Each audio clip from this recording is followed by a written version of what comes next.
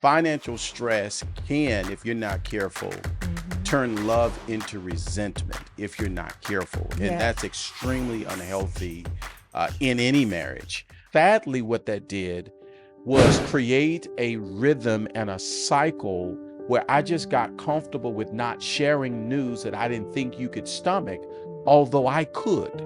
You see what I'm saying? No, Like I get it. I know that this is gonna be okay. I know we're gonna get through this. This is what business is. You have your seasons. Everybody I know is struggling right now. For you, it's a little bit different. No, that don't mean it has to be us. I'm working. Why isn't this is enough? Why are we? If we know this is what we're gonna do, then let's establish our lives to where it's just on this. And Right. for me, I'm not willing to, settle. I'm not willing to, That's our difference. that's our difference. Okay, That's there our it is. difference right there. Or I'm not willing to Because settle. for me, I know that entrepreneurship ebbs and flows. You know that entrepreneurship ebbs and flows. If we know that, then we need to live on the ebb, not the flow. Mm, I'm fine not living where we live. mhm. You're not. Tell us what's been your biggest financial challenge in your marriage that you've had to kind of talk it through with your spouse. We want to know, one, because we want to know how to pray for you. And if you got any advice, I think we can lend it to you and we'll reply back to the comment. Yeah, when Dana and I were considering putting together this channel, we had one objective in mind. It was to find a way to answer specific questions in the four areas that provide both highs and lows in life. That's marriage, ministry, mental health, and money.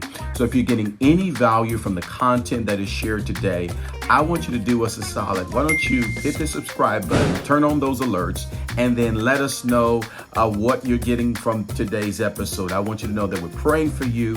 Thank you so much for checking out our brand new channel. After hearing the episode that we just got through recording on me losing $100,000, Jesus, I know that it has an impact. It had an impact on our relationship, which we've talked about. But let's help someone today really quantify this idea that I'm in love, but when it comes to financial matters in marriage, is love enough? Does it cover it? I mean, Right. does what the scriptures say, love covers a multitude of sin? It does. Does love cover financial distress? It does. Here's what I will say about the relationship between love and money in marriage. It is not so you're right. Love does cover a multitude of sins. Love is important in a marriage.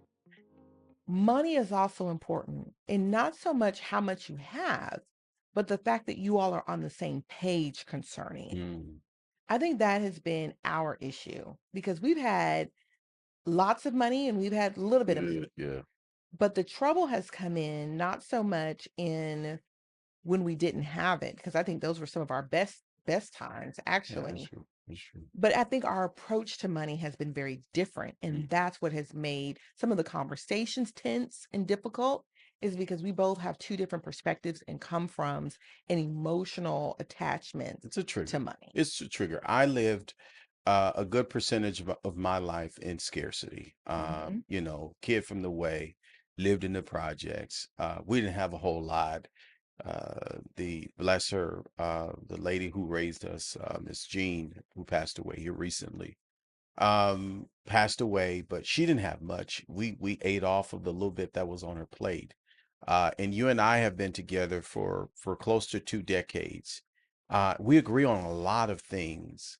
Money just happens to be the conversation that is the thorn in this marriage. It really is. It's the thorn in this marriage that keeps us pressing. Like we have to sometimes we discuss, we get disagree, we get mad, all the way to the point of tears. Yep.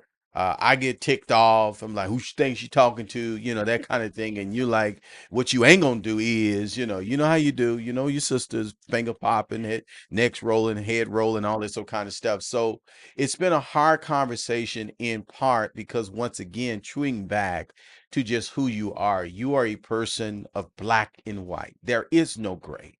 You know what I'm saying? One of the things I think I said a few weeks ago, which is true, is that I'm a very uh black and white person. You are the color in the marriage. Yeah. You're the color to the relationship. So you color in where there is no color. And so in the area of our finances, it's just hard because for me, my identity was tied to so much of the things that I've accomplished because as a little boy, I didn't have much. Right. You know, I remember being in a kid, you know, living on the way in the hood, you know, and they would send you to the store with a $10 food stamp and say get $2 in pressed ham, get $2 in cheese, get a loaf of bread, get you some spread, and get a bag of chips, make your way back to the house. And Mhm. that's what it was, you know. So I grew up saying, this will never be my future.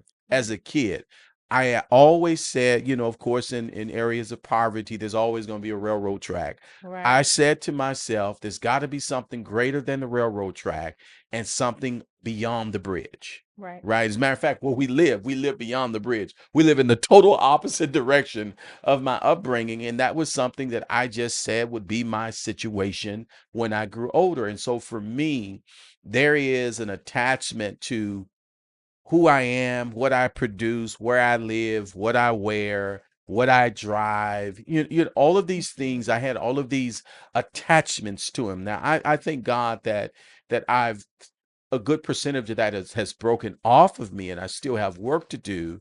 But for me, my come from was a little bit different. And so for me, I just had an unhealthy attachment to finances. And I felt, just candidly speaking, I mean, you know, when I earn, I earn. So, hey, just the money is there. Do what you do. I don't really need your input. I got it. Mhm. And I realized that that method and that model, one, is not scalable and it is not sustainable, especially if we're trying to build a future together. And so, yes, it became very difficult for us over, you know, like I said, been together nearly 2 decades.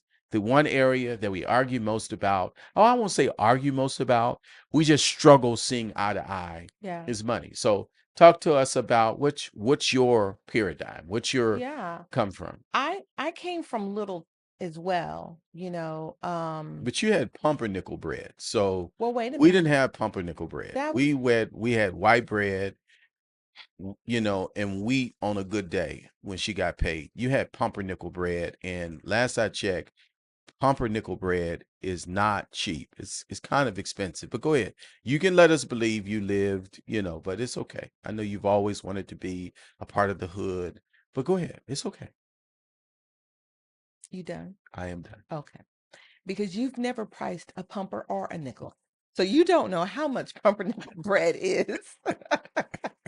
And the only reason we had that was because we were stationed in Germany where they have a little bread truck that comes down the street. A little bread truck. Like, I Okay. mean, anyway. But I grew up, single parent household. Even when my parents were together, we didn't have much. My mom ended up being a single mom, 3 kids. She did the best she could.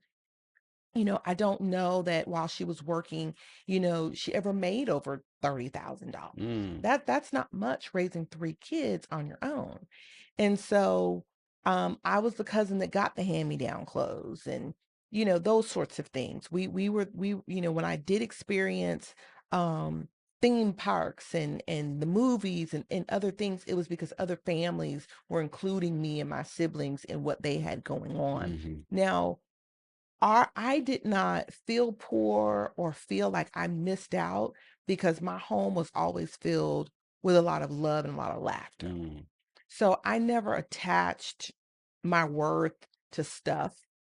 When I would go with my friends who did have, it seemed like they didn't have what I had in my home. So much so that my friends who had more than I had were always at my house. I'm like, we don't have AC. You got AC. I had one friend who was a single, who was the only child, had 2 bedrooms. She had 2 bedrooms. Wow. I'm like, why we not at your house?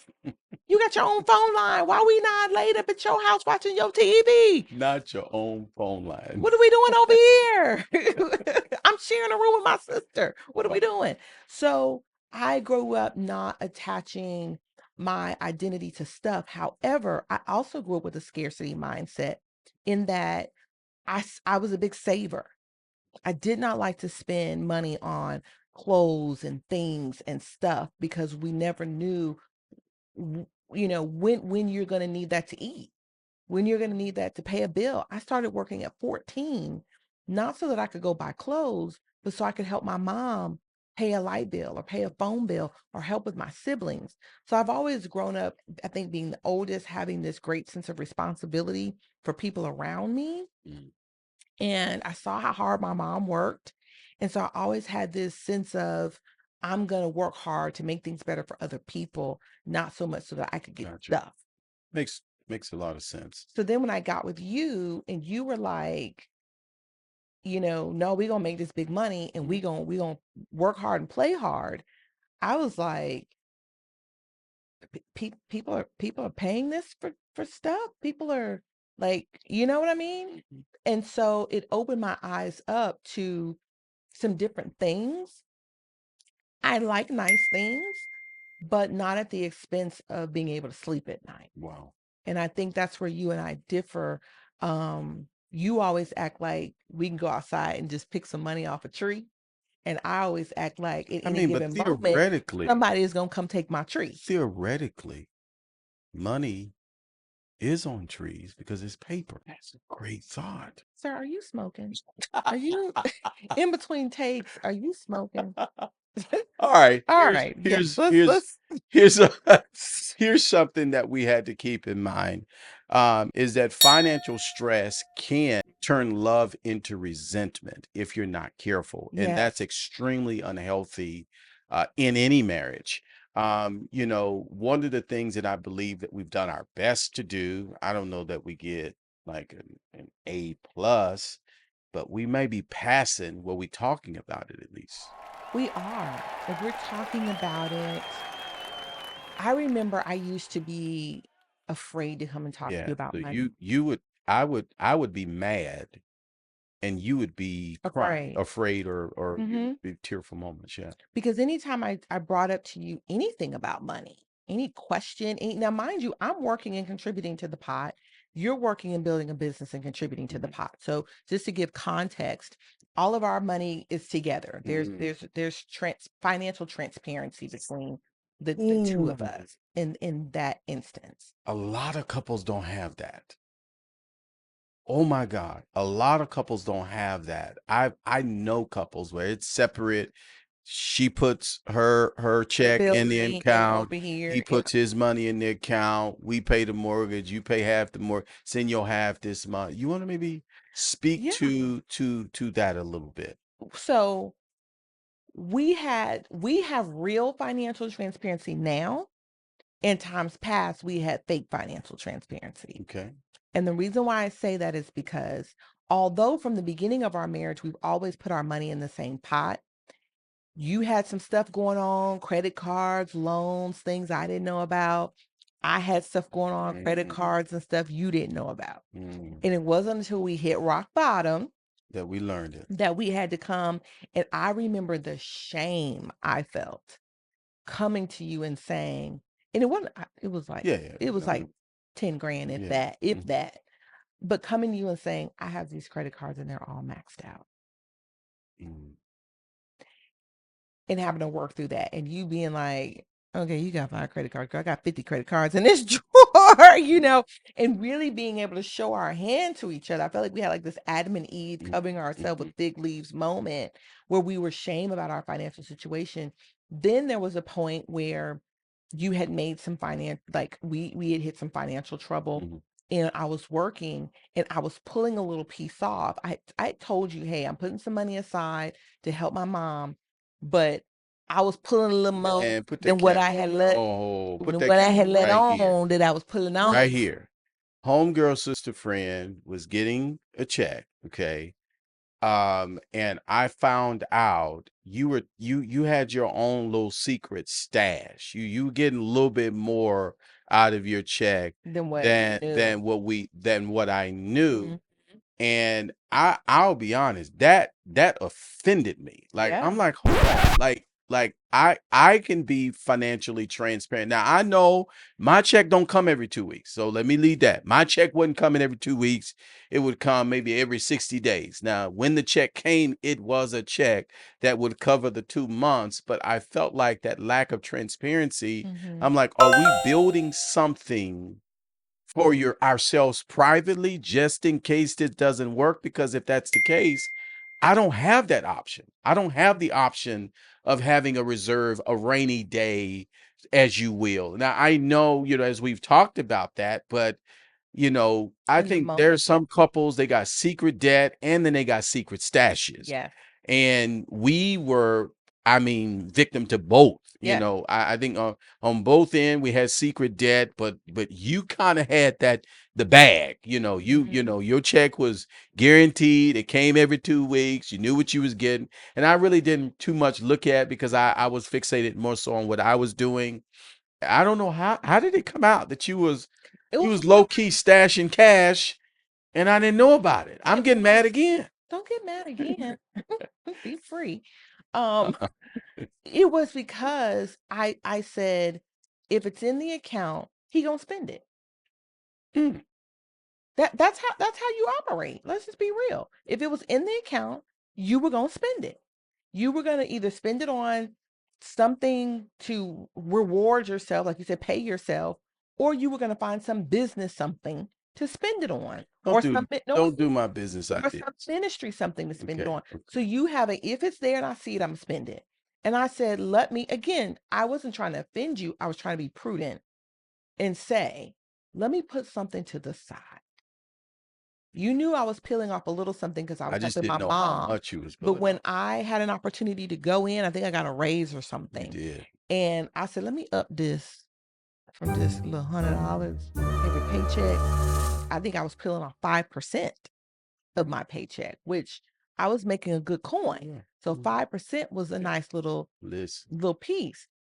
Now, I wasn't using that as a parachute for myself if we crashed and burned and leave you hanging. I was doing things with that you didn't even know. That was what I was using to get the kids Yeah, shoes, yeah, for or sure. I was being productive with it. Or if my mom had an extra expense come up or something, I was using it to help offset and not have to come to you about it. But the point of the matter is not what I was doing with it. It was that I wasn't even honest that it existed. Mm, And a piece of me was like, I can't trust that he won't spend up everything that comes into this account. So let me be wise and put something to the side. that's good. There's nothing wrong with doing that. I should have told you though.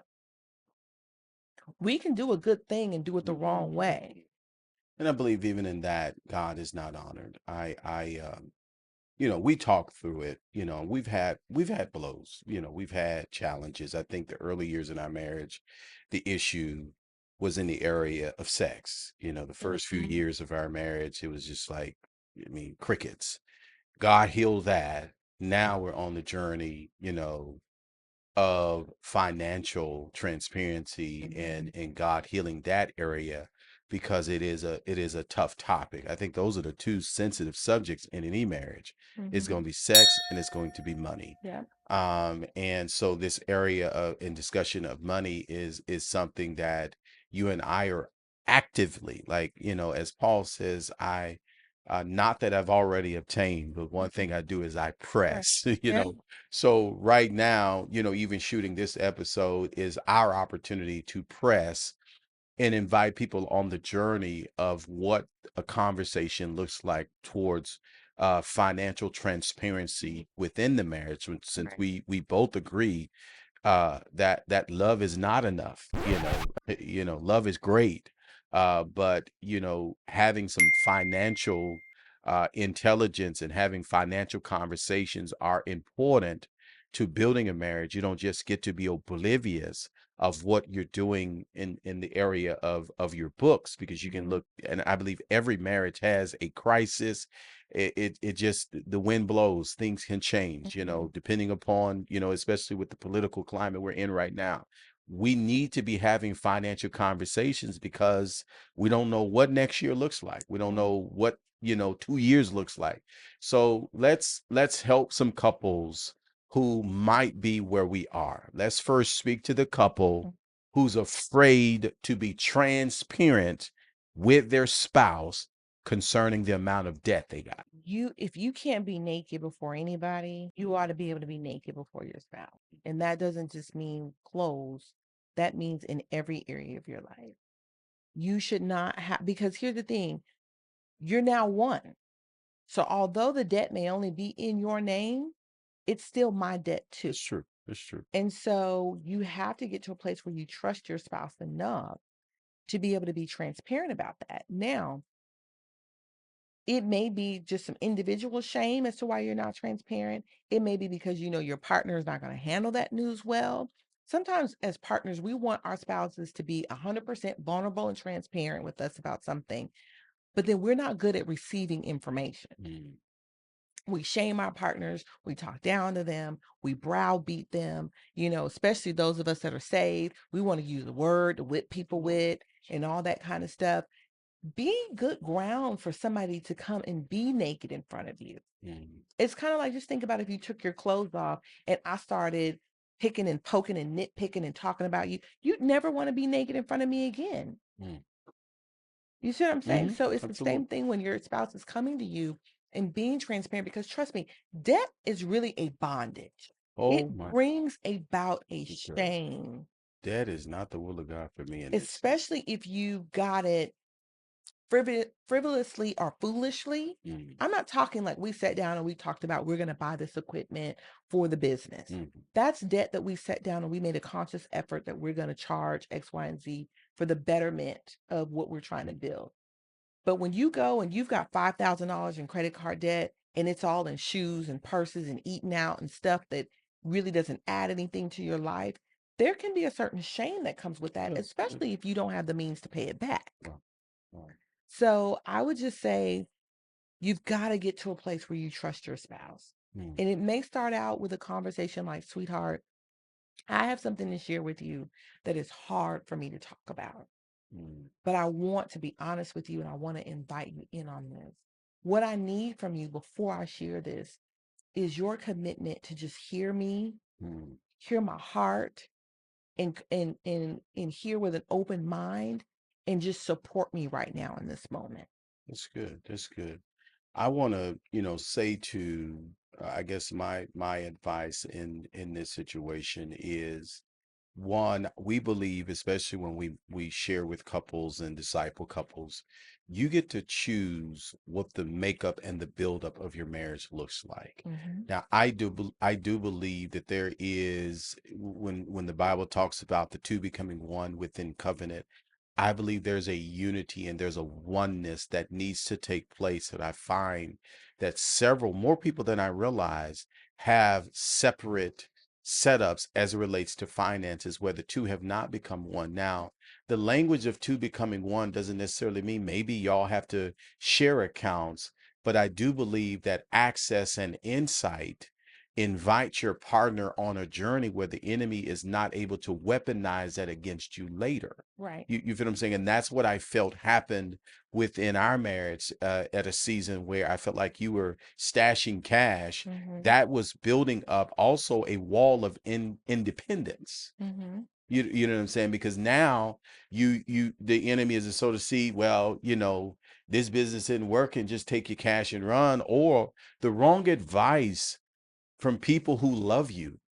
You know what I'm Mm-hmm. saying? Girl, if I was you, I would, you doing bad, Mm-hmm. you do bad, the term do bad by myself, etc. We don't get that option in marriage. You know what I'm saying? Mm-hmm. I believe financial accountability and financial unity and transparency and oneness is critical. So what we're saying to you is, it may not, for some, just depending upon the habits of your partner, be wise that both are on the same account. That's not what Mm-hmm. we're saying you must do.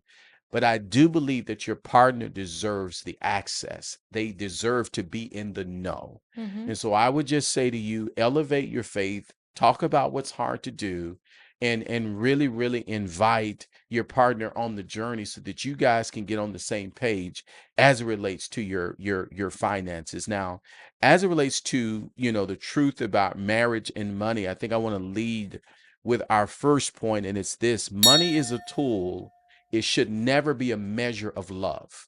I have found that sometimes, especially, couples can go down a path where money becomes a tool to communicate love. Mm-hmm. What I do, what I earn. So I'm only as good as my last paycheck. They Mhm. say, as a pastor, we joke about it with other pastors. I'm only as good as my last sermon. Mhm. And what a terrible way to live your life, is that you're only as good as your ability to communicate the word effectively, that excites people, encourages people.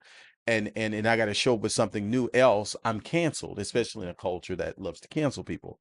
I think we got to be real careful with inviting that conversation, inviting that paradigm within our marriage, because money it should not be used to communicate love. I believe money is a currency that helps support what you guys have been called to build. Mhm. And if you can't survive, and your marriage can't sustain without it, I don't know that you really had a marriage. Would you agree? What are your thoughts? I mean, how No, would I you? think that for some people, and when I hear couples say, I'm out and it's over money, it is because there is such a disconnect. It really is not about the dollar and cents. There is just a disconnect between the two about how money should be treated, how it should be used, what role it plays in the relationship. And I think we put this, I know for a lot of men, they feel like this pressure to provide for their families and all of that, as they should. Um, and I think that there's a lot of ego tied up in that. If I can't provide a certain lifestyle for my family, then what kind of man am I? And that sort of thing.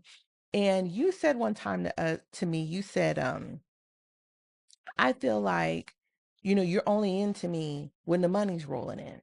Mm. And that offended me because I'm like, I'm not some kind of trick out here just looking to, you know, you're only attractive to me when you make money. When I said I do to you, we didn't have any money. So that's not the case.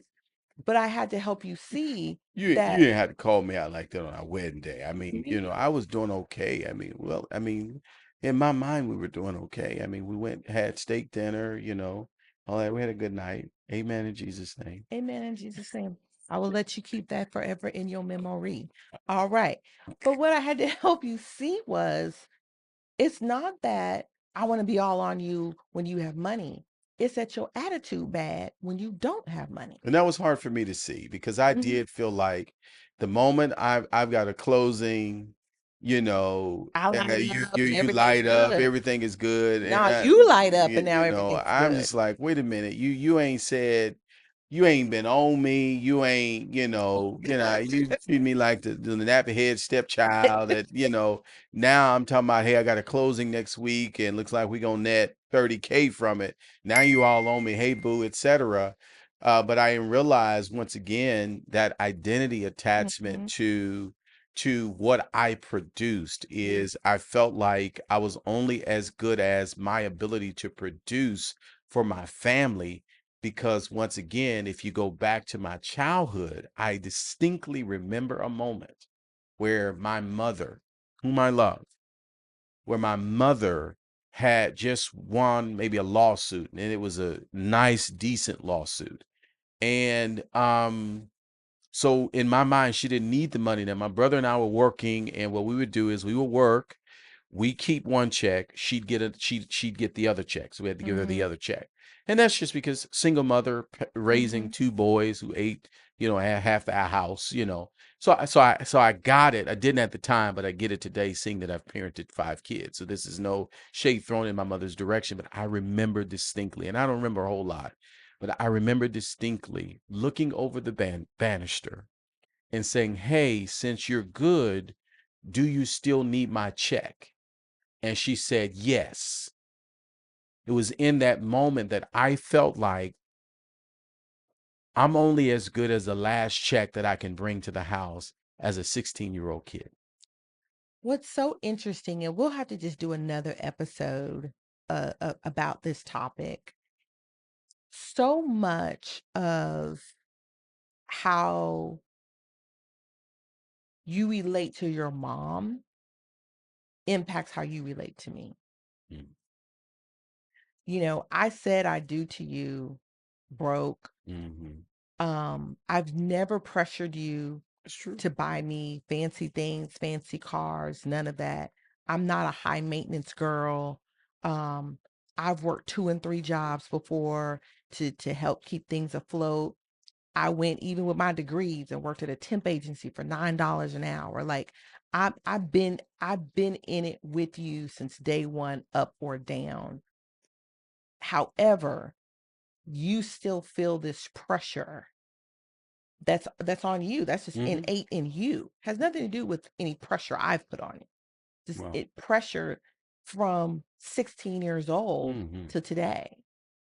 And so we've got to really sit and work through how we relate to money and why. Hmm. I would say, as a man relating to money and the opposite sex, I have individuals that I've dated.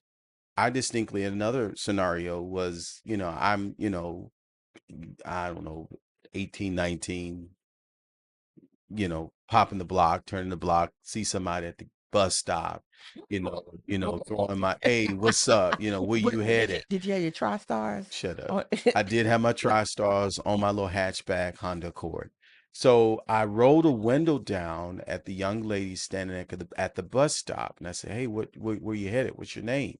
She gives me her name. And says, "Cool, hey, you need a ride? I can take you." That's when dating was a little safe. So things gotten crazy now.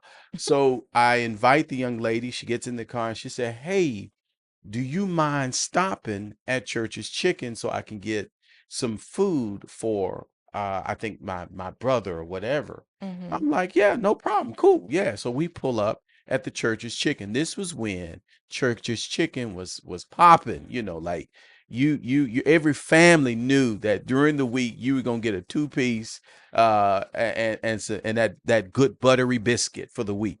So she pulls in, orders a box of chicken, and then looks to me to pay for it. mhm, And the out of the kindness of my heart, I paid for the meal.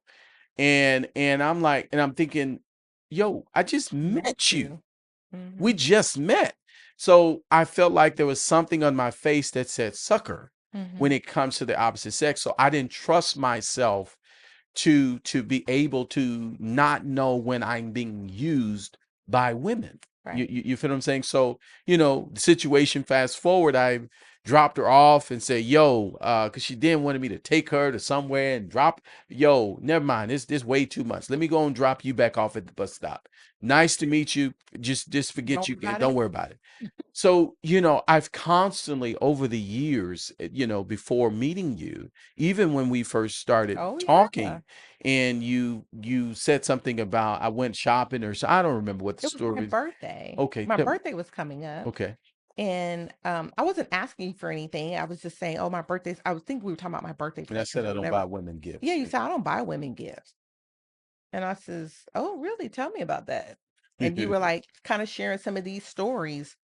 And I says, "Well, that's unfortunate." I says, "But birthdays are really Mhm. important to me." I said, "It to me, it's like a national holiday. You're celebrating your life."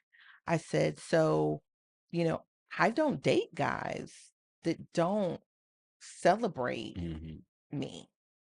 And so it wasn't that I needed you to buy me a bag or anything expensive, but just the thought that you would celebrate me just Yeah. to say, and for you to say, well, I'm not going to celebrate you because I ran into some chicken head at a bus stop who made me pay for a box of chicken. I mean, upgrade your caliber of pick. I mean, I'm certainly not she. So, it's like, um, I was in my mind, I was setting a standard for Yeah, how I yeah, wanted to for be sure, for treated, sure. not so much saying you have to do certain It's good. things for It's me. good.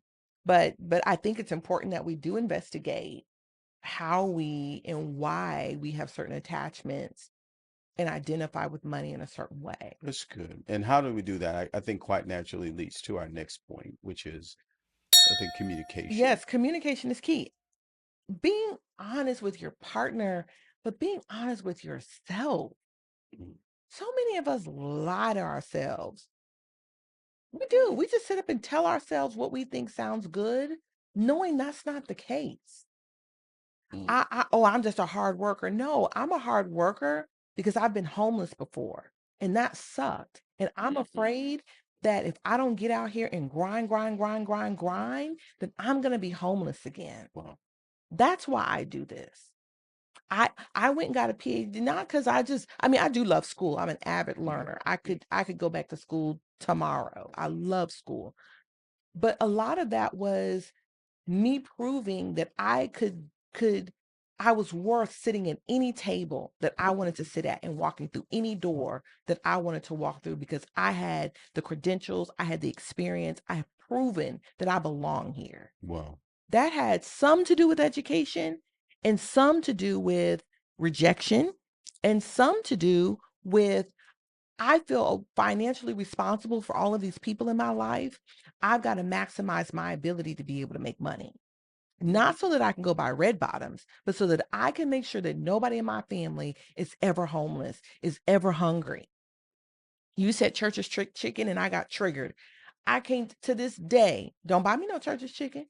I ate so many pieces, a 10-piece dark meat, legs and thighs for $5, and we couldn't get the sides. We had to go home and open up a can of green beans. Right. In my life, I've eaten so much Church's chicken. I'm up. I no. I remember we sent Gabby to my mom. We used to send the kids to our For the grandparents summer. for the Yeah. summer. I remember she came home and she said, we were in the grocery store. She says, I want some of that pink meat. Thinking pink meat? What pink meat is she talking about? Pink meat. She said, yeah, it's pink meat. It got that red thing on it. I said, pink meat with a red thing on it. So I'm like, show me. This baby pointed to some bologna. I about fainted in the middle of the store. I'm thinking I've worked all my life to make sure my kids don't have to eat bologna. And you tell me this baby then went back home and had Yes. if I know my mom, she fried her up a good bologna sandwich, which Listen, ain't nothing wrong with get that. them edges With them crust. edges Oh my. and it bubbles up. Hundo. Put a little Hallelujah. government cheese on it. Put a little mayo Glory and to the mustard. name of the You Lord. got a good little lunch. My baby came back and wanted some pink meat with the red. Lord So help us it kind of today. triggered me. I'm like, no, no, no, baby. You're supposed to eat turkey breast and turkey and chicken breast, not bologna. Get that out of your palate. So we all relate to money differently. It's true. You had this attachment of showing Mm-hmm. what you could do. I had this attachment of using money so that I never had to experience the lack that I felt before. One of the things I think over the years, being married for, 18 years together for 2 decades, is that, the hard way to marriage is not communicating Yes, in the area on the subject of finances. That's the that's hard the way. hard way. I'd like to say Yes. that's the hard life, that's the thug life when it comes. It makes marriage ghetto. It does. It makes it very, very difficult when the two people are unwilling to talk. And once again, it trues back to a lot of the shame Right. that one feels about his or her decision to make sound financial Mhm. advice. Tell us what's been your biggest financial challenge in your marriage that you've had to kind of talk it through with your spouse. We want to know, one, because we want to know how to pray for you. And if we got any advice, I think we could lend it to you, and we'll reply back to the comment a little bit later. They might be like, y'all sound like y'all still figuring it out. Don't worry about it.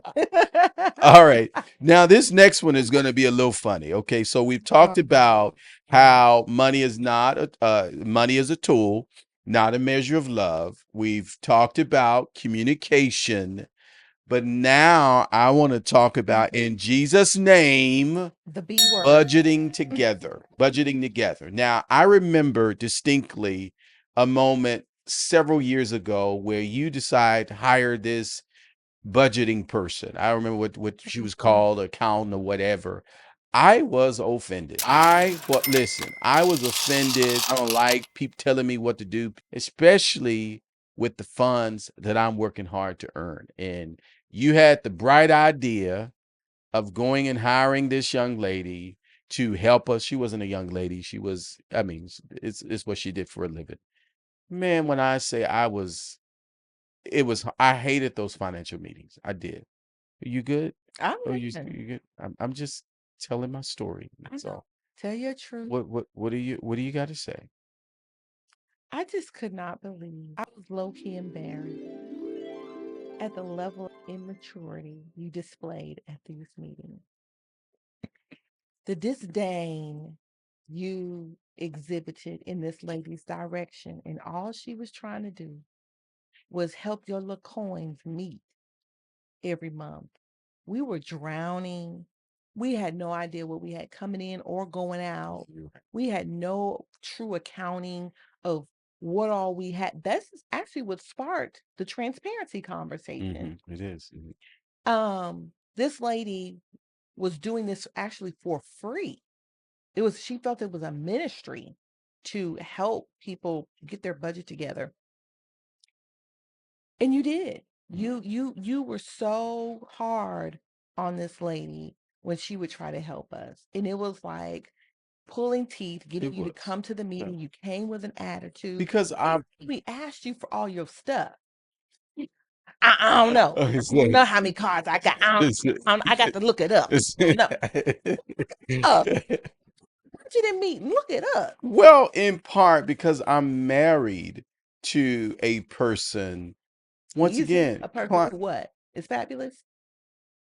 you're that, And but you can be critical when it comes to business, okay, and matters of finance. And so I just felt like I don't feel like I've already built the tolerance, the faith to have done life with someone for as long as I have, who is very analytical. mm-hmm.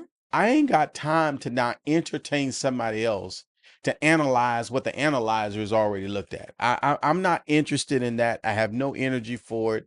Miss me with that. Find somebody else. I don't know who this lady is. I don't know where you got her from. Send her back from where she came from. That's how you treated us, That's kind of right? how I showed up.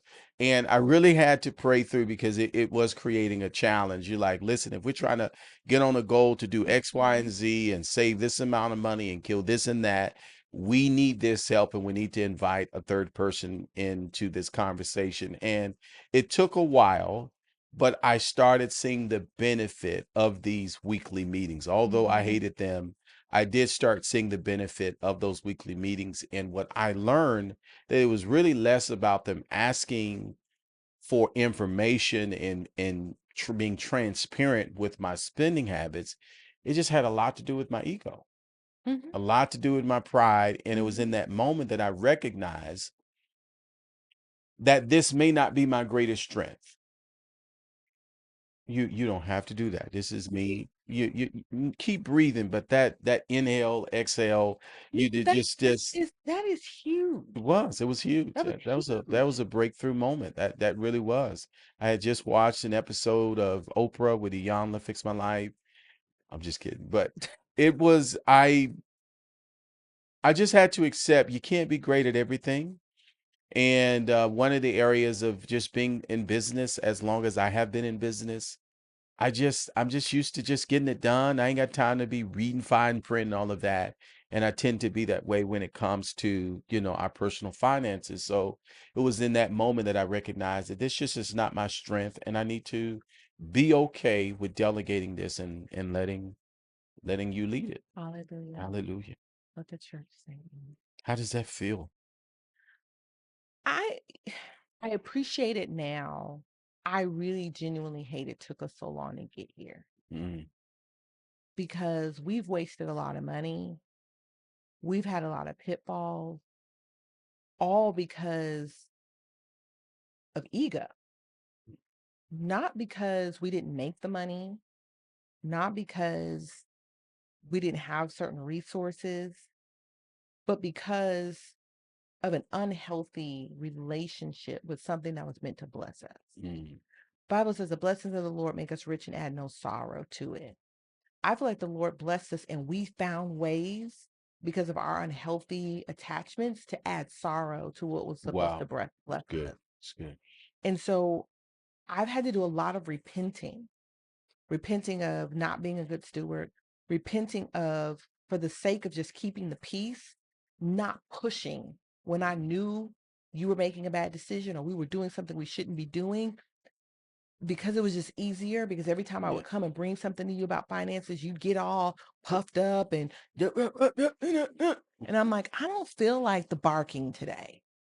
Let me just let him be king of the hill, king of the castle, and run this, even though my common sense and Holy Ghost is saying this is not a good idea. Mhm. And I say, I eat conflict for breakfast. However, I just got tired of being beat down when it came to the financial Yeah, conversation. it was tough.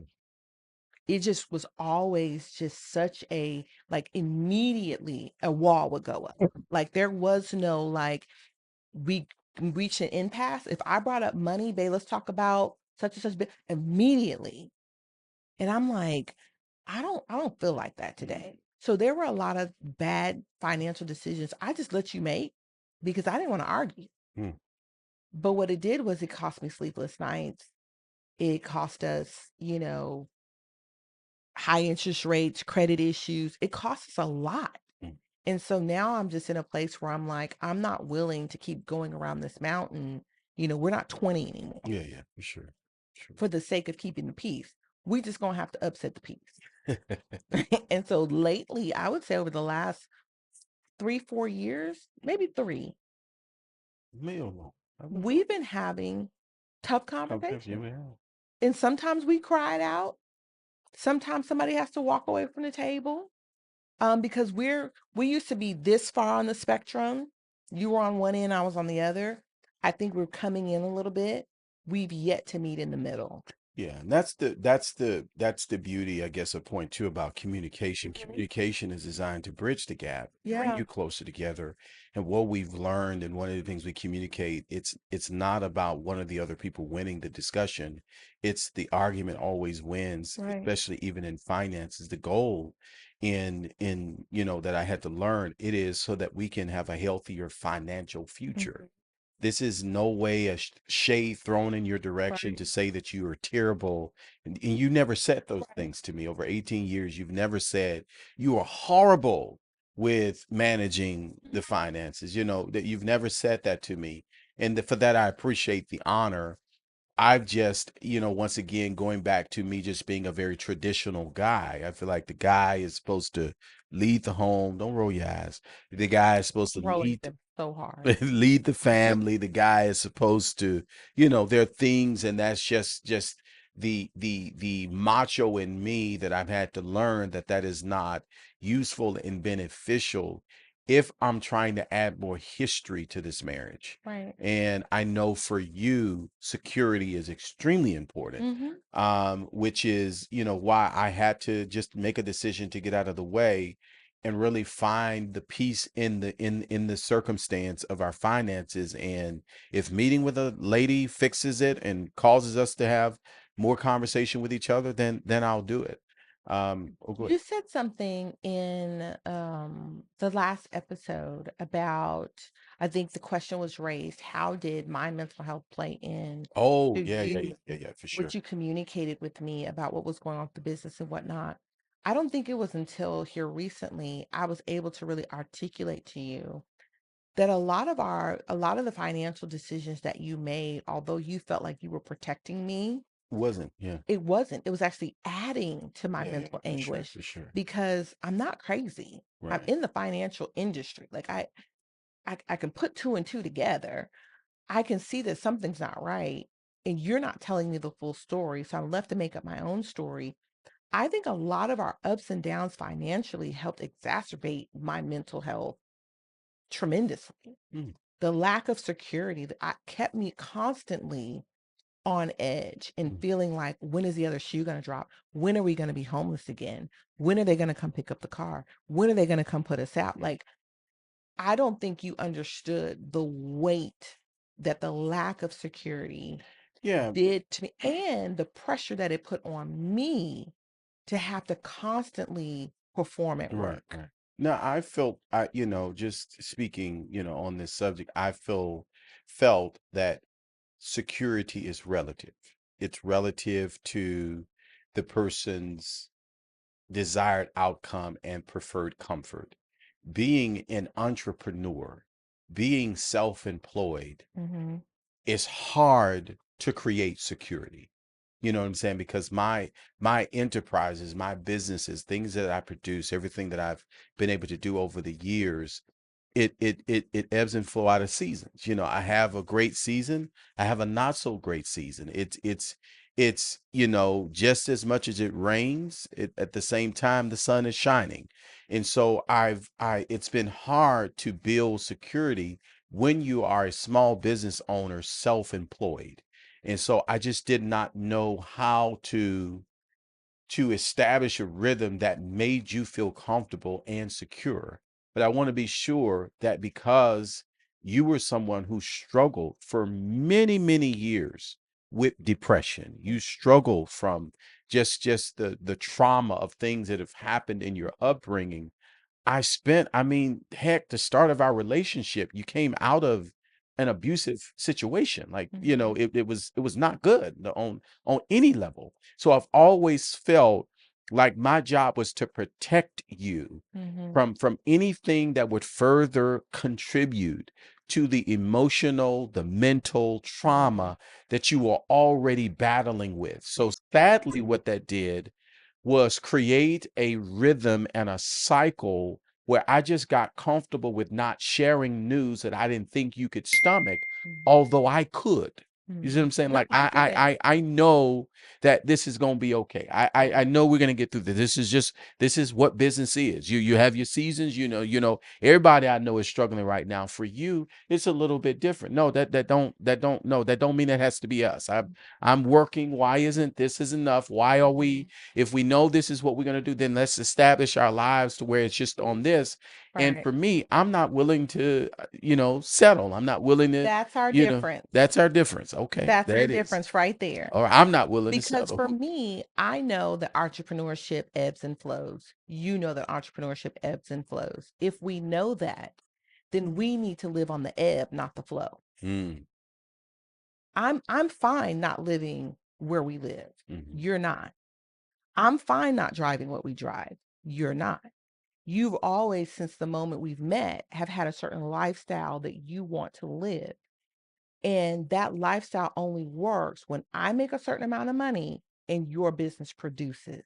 mhm. When your business is not producing, this lifestyle becomes difficult to maintain That's true. because it is a two income lifestyle. It is. It is. So that's been my problem since day one. Mhm. It's like, bruh, like I want to we come home too. I want to be able to I work want to my come home dream. too. I want to be able to work my and not so that wasn't even really a big deal for me because I needed the stability of an Yeah, yeah, every yeah. 2 week Sure, check for sure. and benefits and all that, especially when our kids were younger. I needed that. So that hasn't really been at the forefront. But my thing has always been we don't have to live so close to the margin Yeah, I agree. Mhm. because to me, it makes no sense for me to carry a $4,000 bag and there's no money in it. Mhm. Give me the $40 bag and let me have Got it. 4 grand in the Right, bank. right, right. You're not that way Gotcha. because for you, it means something that my wife is carrying a $4,000 bag. Never mind, ain't no money in it. Mhm, For me, I'm like, I have always been about living as authentically as possible. mhm.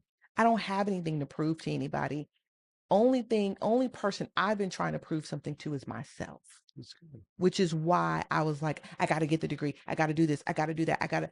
I was trying to prove something to me, Mhm. my own worth to myself. You've been trying to prove something to people. Right, right, And right. so that's the I difference there. agree. And I'm not trying to make you wrong or bad or No, anything like that. I'm just saying this is the gap that you and I are still trying to close. Mhm, Because we even just as recently as a couple of years ago talked about selling this house. mhm.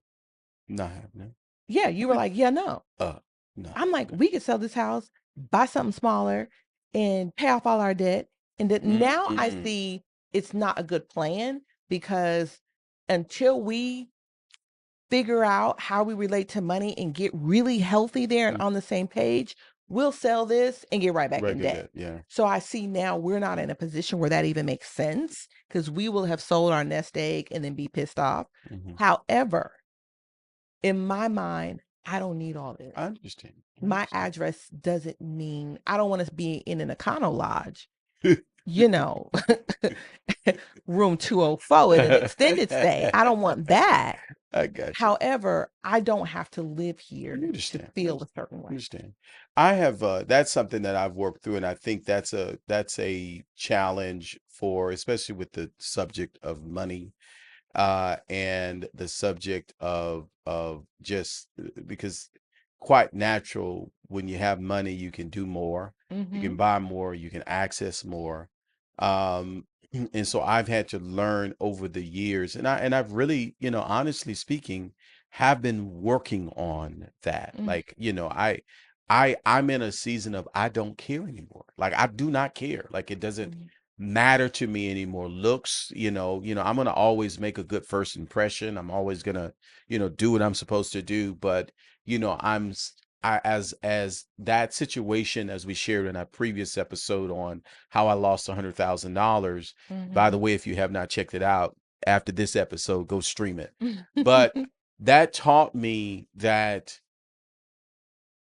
it means nothing to not have a certain brand or a certain image. What matters most is, do you live in a way, one, that's integral? Do you live in Yeah, a way honors that's God. honest? Do you live in a way that honors God? What do you have in your possession that God cannot speak to you about? Right. I don't want, even as recently, like this week, like I was praying, God, I don't want nothing in my possession that your voice is not respected in. Mm-hmm. That's the season. That's where I am, because I realize we can store up treasures here on earth where moths and rust come in to destroy. We can't take none of it with us. And so I believe the conversation has gotten a lot easier, Yeah. honestly, because I cease to care anymore about what other people think. It don't matter to me. I Mm-hmm. don't care. Mm-hmm. And I hate that, I won't say I hate. I believe that who I am today and the wisdom I've been able to give others is because of my upbringing. My Mm-hmm. upbringing has produced who I am. Mm-hmm. So I believe there's a beauty in the struggle, a beauty in my trauma. It's just, it took a long time for me to get here. And I just wish I would have got here a lot sooner. Mm-hmm. That's all I'm saying. Yeah. So let's give them the final point there, Okay. which I think naturally flows to it, is financial accountability. We've made a decision to hold each other accountable, Yes.